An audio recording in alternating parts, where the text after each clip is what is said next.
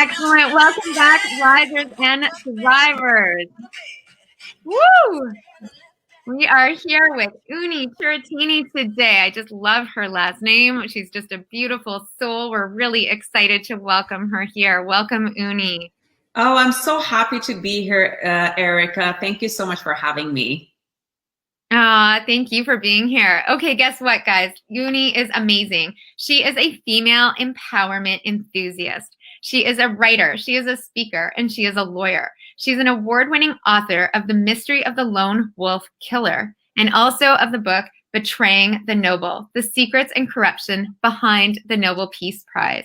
She's of Norwegian nationality. She's in Oslo today as we speak, but she considers herself to be a global citizen. She's a mom of 2 beautiful humans and also of 1 adorable Boston Terrier. She has law degrees from 3 countries, and she is a member of the New York Bar. She's the founder of the Women in Power community. Welcome, Unni. And she is here to really open up on her conversation in her struggle in finding a sense of belonging and leaving Norway as a young woman, searching for belonging literally everywhere, all over the world for 20 years after that.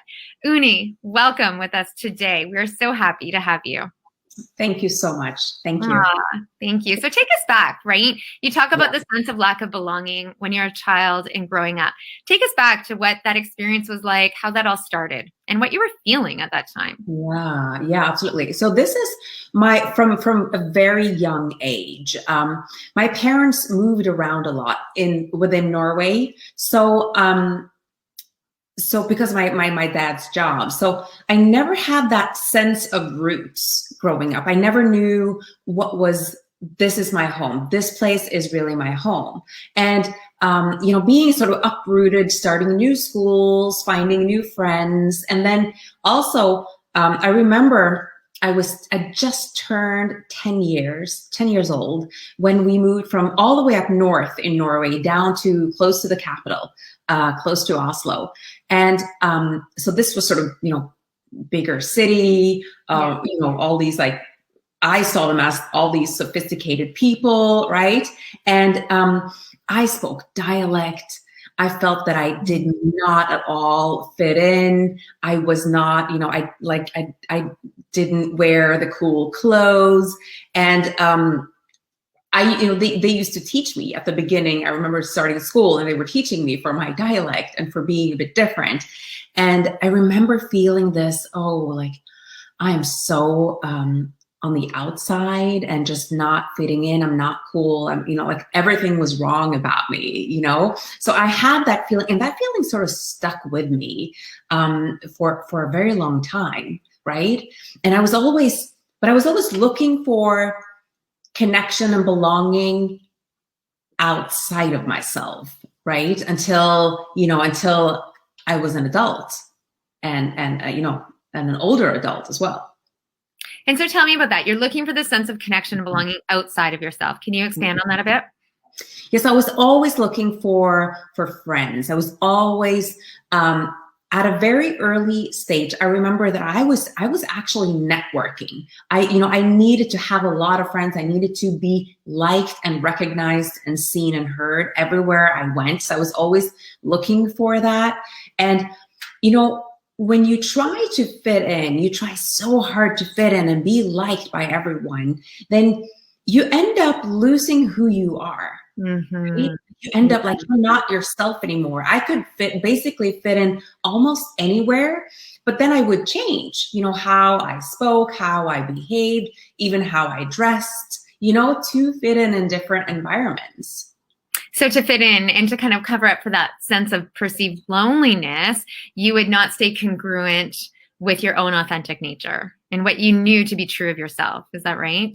Yeah, absolutely. And to me, later on in life, when after, I had worked for years in law and finance, and I stopped working to be able to be home with my small kids at the time.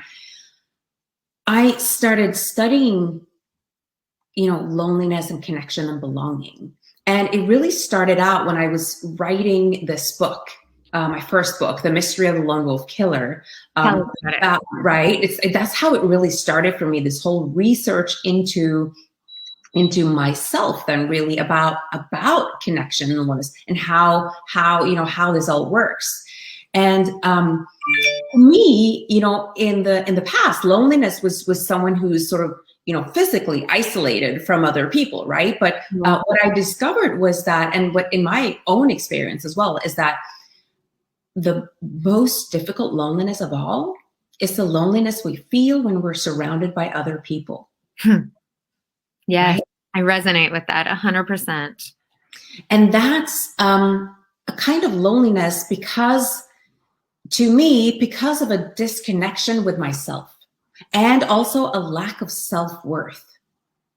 Because I had sort of lost myself, because I was playing all these different roles, wearing all these different masks to fit in, to be liked, to be accepted. I lost touch with myself.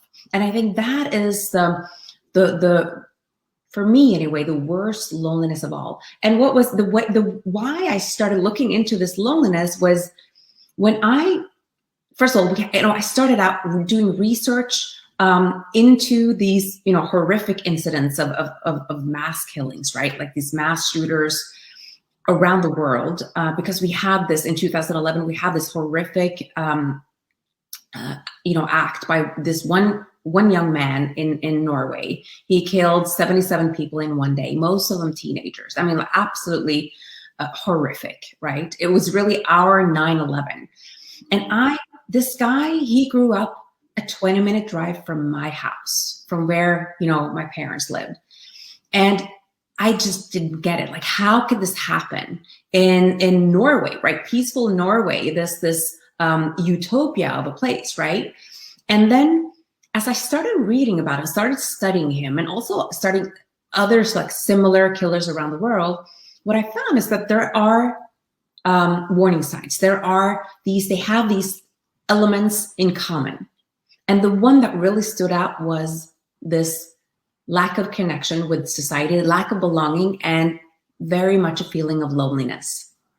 And this is also, this whole loneliness thing is really, there's a feeling of lack. So first of all, it can be a lack of intimacy, community or connection. There's also a lack of recognition. And there's a third element, is the lack of a purpose, something to live for. Yes. Right? And Dr. Vivek Murthy, who is, I believe he is again now the U.S.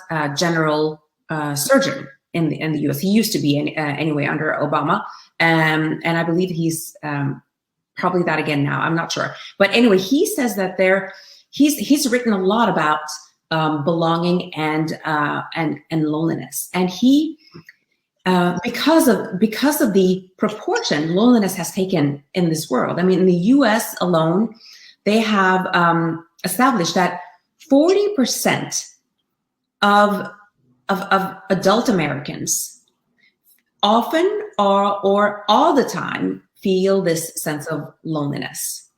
I mean, 40% at least. Well, it's shocking. It's shocking, right? And especially super timely right now with this world of COVID. And that statistic is probably significantly even higher now. And I really resonate with all that you're sharing here, Unni, because on my journey, I mean, I was never alone, really never alone. I was always enveloped with literally worldwide forces of support. Yeah. But you can still feel this sense of solitude, isolation, and loneliness unless you're really connecting with those in my shoes who understood that journey and who really understood the hardships of that journey, right? And there's a statement, it's better to be alone than to be with somebody who makes you feel alone.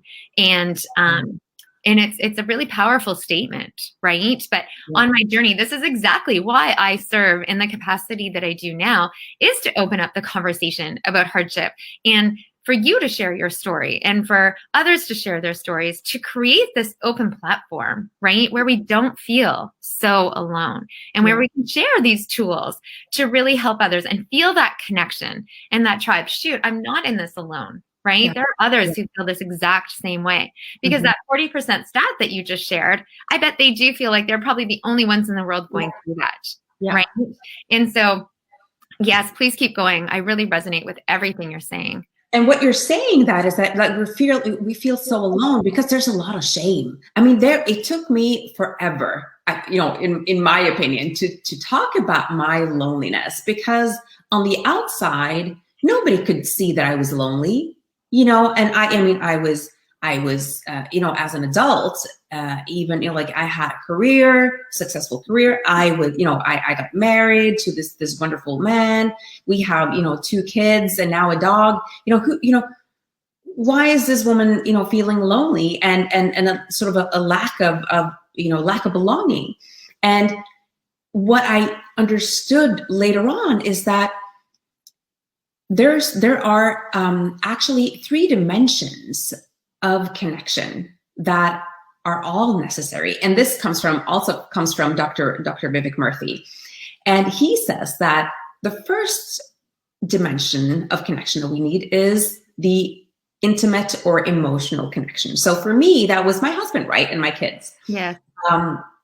And the second dimension is the relational or social connection. So typically, best friends, right? Yeah. Like the close circle of friends.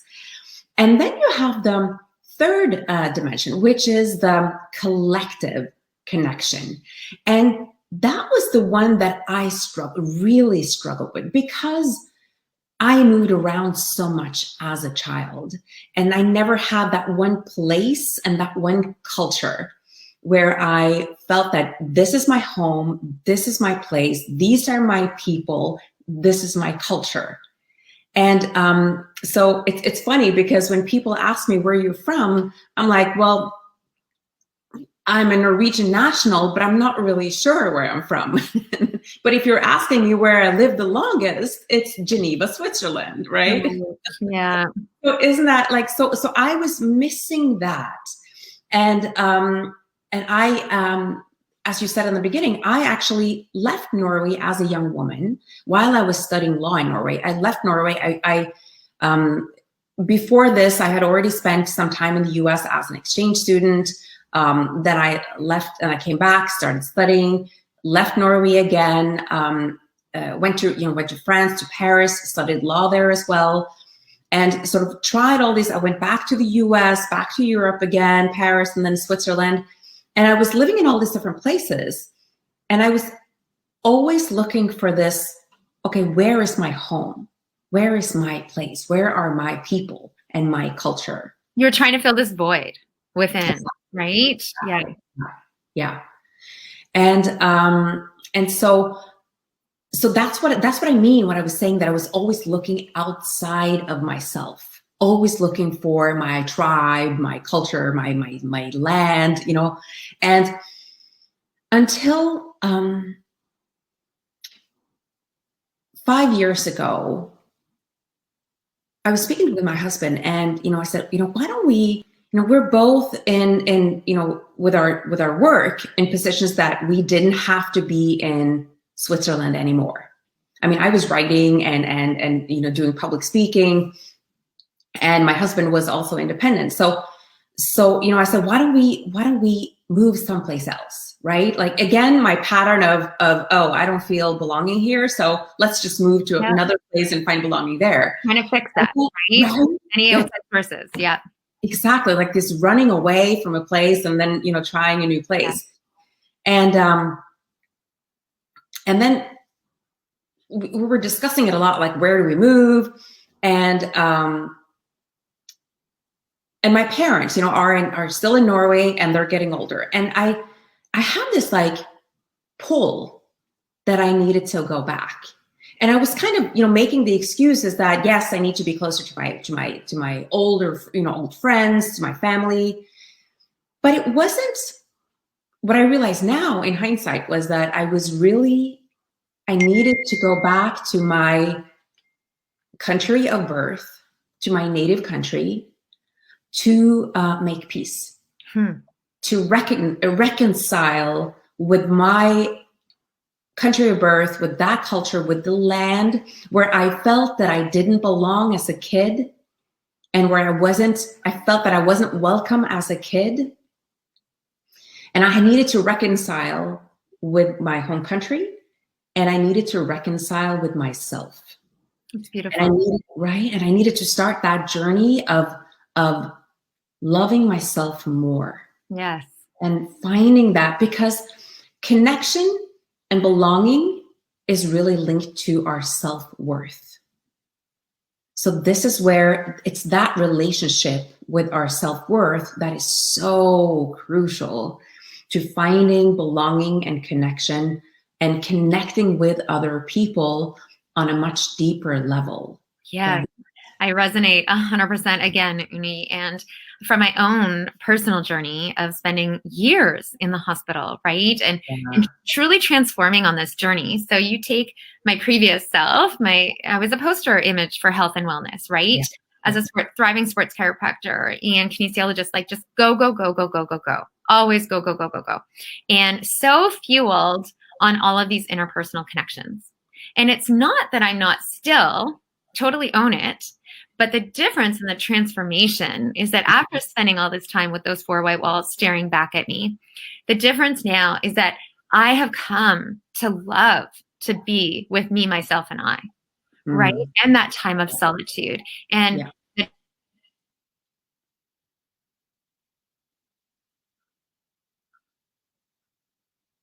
I'm not sure I went to there, but yes. And really just exploring that and coming to that peace, right? Yeah. And it's been such a gift on my journey, is a sense of finding the calm through the chaos in my time of solitude and reflection and owning that beautifulness that comes with it. But it was a pivotal transformation on my journey from really almost seemingly needing these connections to be happy, right? Yeah. And now it's the exact opposite. I am just so full of happiness and joy, and I share that with my connections rather than needing that from an outside source, if that makes sense. Oh, it makes total sense, because and it's funny when I look back at my life now, and like just even 10 years ago, I was chasing connection. I was chasing friends and like more and more and more, like fill my schedule, fill my life with people, with parties, with whatever, right? And the irony is that I'm actually an introvert. So I actually need time alone, but I just couldn't be with myself alone. I just couldn't bear it, right? Even for 5 minutes. So I had to fill my schedule and fill my life. And today, I'm perfectly happy on my own, and I cherish the time that I get, right? Just reflecting and being there, like just with myself. That's when I'm creative. That's when I can write. Yes, yeah. Right? And do all these other things, and also come out of my little cave and be a much better human and much better mom and wife and friend, right? It's really the time that magic happens, right? I remember even early on my journey, I used to host over 60 guests per day in my hospital room, right? Like, come watch me on my exercise bike. What can I get you from my water fountain? Ice or no ice, right? Like total hostess with the mostest, even in the hospital, bald as bald could be, right? As sick as I was. And it was through that journey, like I said, with all these transformations and all of these awakenings, that I then just really found that space to grow on my own with those 4 white walls and all the conversations I had with myself within those 4 white walls. And it is truly such a gift. It's like a weight that's lifted. And I really believe this was a big part of my healing at the same time. So it's really where that magic happens. Mm-hmm. Oh yeah, absolutely. It's so true. And I think it's something that most of us, as we, it's part of growing, it's part of evolving as human beings. And, it's funny because at least it wasn't when I grew up, nobody taught me or us, my generation, anything about connection and how to really connect. And nobody valued you as an individual being yourself. Yeah. I think much better today, right? Teaching our kids, like allowing them to unfold, right? And just going there in that direction they feel like going into their interests, you know? It's so much about our upbringing and thinking, all these beliefs that we have in our heads about what we should do and should not do and who we should be, right? Well, and just in the inner stress that would happen in our body when we're not living our most authentic selves, right? Our lives. Totally. And that incongruency that comes, and that would create an internal vibration, stress, whatever you want to call it, right? Mm-hmm. And however that manifests, right? That manifests, whether we're anxious, whether we, perhaps come down with illness later, who knows the ramifications of it. But living our most congruent self, I believe, is so important. Being aligned personally and professionally in our pursuits, so important. So tell us, you've written 2 great books. You've talked a little bit about your lone wolf book. Tell us about your second book. So Betraying the Nobel. Yes. Secrets and corruption behind the Nobel Peace Prize. So yeah. I'm super curious by nature. So I love like doing deep dives into topics that I really care about. So what happened was, I'm Norwegian. I now live in Norway, and the Nobel Peace Prize is given out by the Norwegian Nobel Committee. And so I've always, growing up, super proud of the Nobel Peace Prize and that my home country, right, was giving out this prestigious prize. And then I remember in 2009 when Barack Obama was given the Peace Prize. When he was nominated for the prize, he had been in office less than 2 weeks, and they gave him they were stating the reasons for giving him the prize, and he hadn't even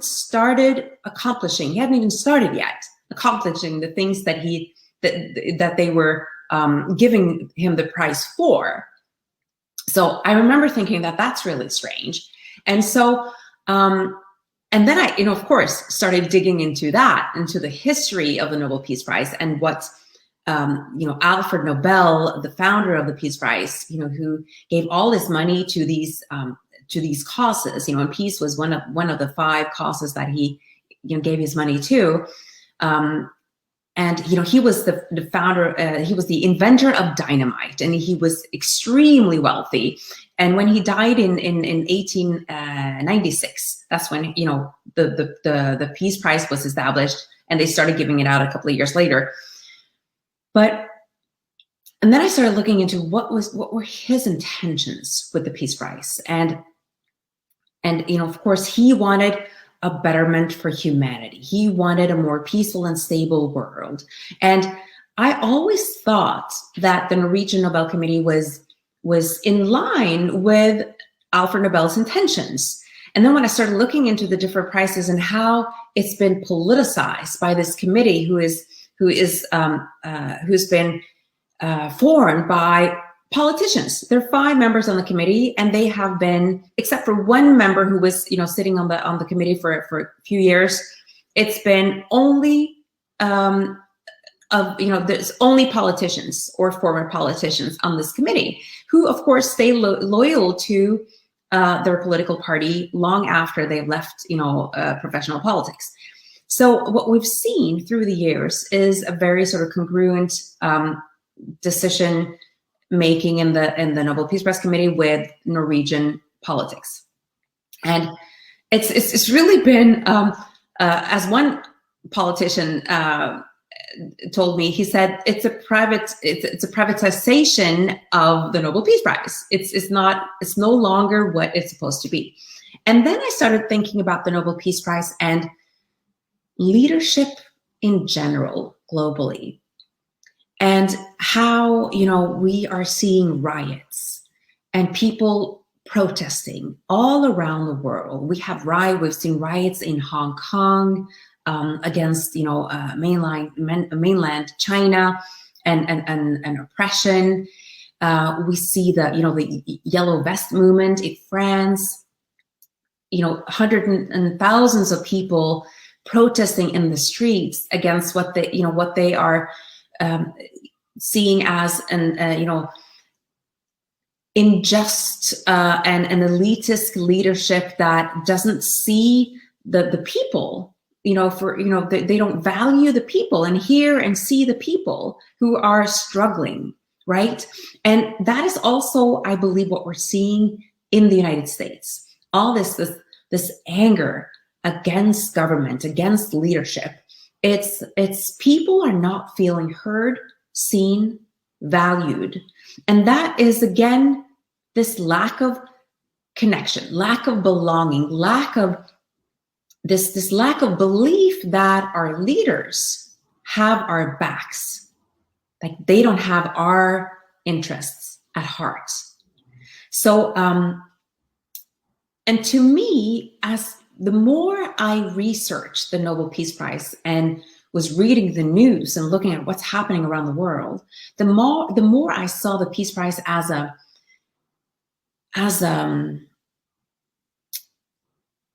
really,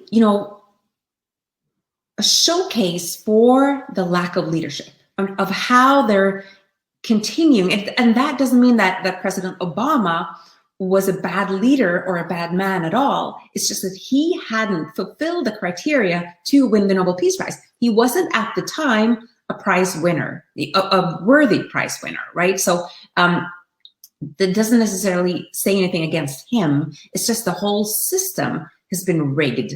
So when we see that, I mean, the Nobel Peace Prize is really showing us the temperature of, I think, a global distrust in leadership and how we're not taking our leaders serious anymore. Because why should we, right? We don't believe they have our backs. And when we don't believe in leadership, that's when we're in trouble. That's when we see young people, especially young men, they tend to go towards extremism and groups where they can feel belonging. There's a lot of anger build up, right? Also, there's this lack of connection, lack of belonging, a lot of anger for not having felt seen, heard, valued growing up in society, in leadership in general. And that sort of, all that builds up. And then you get some groups or some people who are really smart and who can address those issues and make those young souls feel like they belong.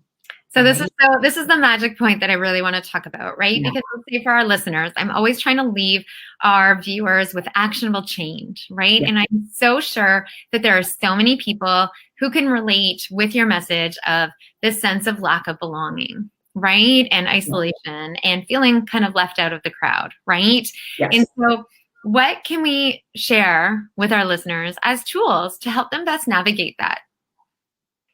Oh, absolutely. I think it's so important, and it's something that I feel that we don't talk about enough, right? Like, what do we do about this situation, right? So, I think for us personally, what there was really three things that I felt that really helped me as I was struggling with this, and the first one was to check in on what you believe about yourself, about the world, and also about loneliness. Like, what do you believe? What do you believe that you're not worthy of connection? Do you believe that you don't belong? And why do you believe that you don't belong? And check what is the truth. There's some really deep introspection that is needed for that. And the second thing is to really also accept our life and whatever happened to us, and especially if it wasn't our fault. That's a hard one, right, to swallow sometimes, right? Mm-hmm. But it's really to take responsibility for our life, take our power back, mm-hmm. and to also, and there's an acceptance and take responsibility, and there's a forgiveness part. right? Yeah, We and need definitely big on that forgiveness part as well. Like just finding that sense of compassion, right? yeah, And exactly. not that we often exert towards others, but really turning that inwards and finding that compassion and empathy Yeah, for our own selves, right? And exactly. sometimes we have to see ourselves as a child, right? Yeah. Going through those adversities. And as we would care for our own child, right? Mhm. Going through similar adversities now, we almost have to imagine ourselves as that same child and give ourselves that same care, Yeah, devotion, attention. absolutely. Yeah. Absolutely.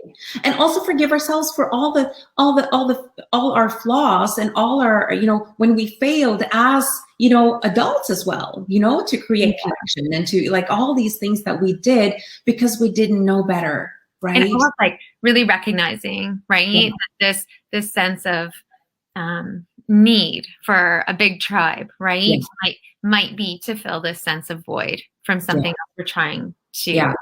move around. Absolutely. Yeah. And the third thing that I always tell people is generosity. Yes. Be generous. If you want connection, start giving it. Start reaching out to people and offer of yourself, right? Offer your support. How can I support you? Like, how can I best serve you? Like, how can I best, like, what do you need, right? And also to allow, part of generosity is also to allow ourselves to receive. Like if we don't, like that was a big part for me because I was giving a lot, but then I didn't allow myself to receive. It's And true. Yeah. right, like because when you have a low sense of self-worth, like you don't believe that you're worthy of it. Like it's something like blocking you unconsciously, right? That from receiving. And when you don't receive, you're actually taking that pleasure away from someone else because it is a human need to contribute, to give, right? It's it gives us such pleasure to give. So when we don't allow ourselves to receive, we actually take that away from someone else. So I think this generosity part is just super important for Service all and of us. contribution. Yeah. And I know even on my own journey, right? Having been this go, go, go, like, I ran the fort at home and just professionally, right? And then to really let that guard down, it's hard. And to say, look, I need help. I need support, right? Yeah. It is so hard to be able to transform into that space, to create this safe space around you, to be vulnerable, right? But it is powerful. Again, that is where the magic happens, right? When we can create that safe space within us. So, yeah. Hello, Esther. That's nice to hear from you. Welcome to the crowd here. I'm really happy to see you here. But yes, Unni, these are all magic points. Thank you, right? Because how many people are feeling this? We all feel this sense of lack of belonging from time to time, or within social situations, or within whatever culture we're navigating, right? We've all been there at certain times. In this conversation, it's so important to open up and to say we are not alone, right? Exactly. We've all felt this, right? Look at beautiful Unni. She's gorgeous. She's got law degrees in 3 different countries, right? Like she's so successful, and she is opening up, saying, look, even I myself have felt this for a lifetime, right? And filling this void. So and Erica, also this part of me, like, collecting degrees and collecting success was also part of trying to compensate, right? For my lack of self-worth, for not loving myself. I was so seeking this recognition and thinking that, if only I get this degree, if only I get that job and that title, then they'll love me, right? And then maybe I will love me, right? So it's all about that. And really bringing it back, right, to kind of these survival mechanisms that we've adopted in childhood. So for you, from moving from one place to another, right, you had to develop these survival mechanisms of trying to fit in and trying to show your self-worth to others to fit into that new crowd, wherever you're navigating at different schools or whatever. But watching how those survival mechanisms really impact the trajectory of our lives as adults, right? And really gaining that awareness. The first step is always awareness in breaking these habits that don't serve us. Right? And that, and just through awareness and acceptance, as you were talking about. So important. But thank you, Unni, for being with us today. Tell us, how would our listeners reach out to you if they are trying to get a hold of you? Oh, yeah. They can get a hold of me through social media, Instagram or Facebook. I'm the only one in the world with my name. So I'm not too hard to find. Or on my website, which is Unni, so UNNI, Turrettini, TURRETTINI.com. I know it's a complicated name, lots of double consonants and it's a beautiful name. So Unni Turrettini at .com. That's it. Unni Turrettini. Yes, UnniTurrettini.com. Yeah. Beautiful. So for all of our viewers, if you want to get in touch with the beautiful and lovely Unni, please do so. She is happy to help. All the best today. Thank you for being with us, Unni, and all the best, risers. We are loving being here live with you. Thank you. Thank you for joining us. Thank you, Erica. We hope you found some inspiration. Thank you, Unni. All the best, everyone. Thank you for joining. Bye.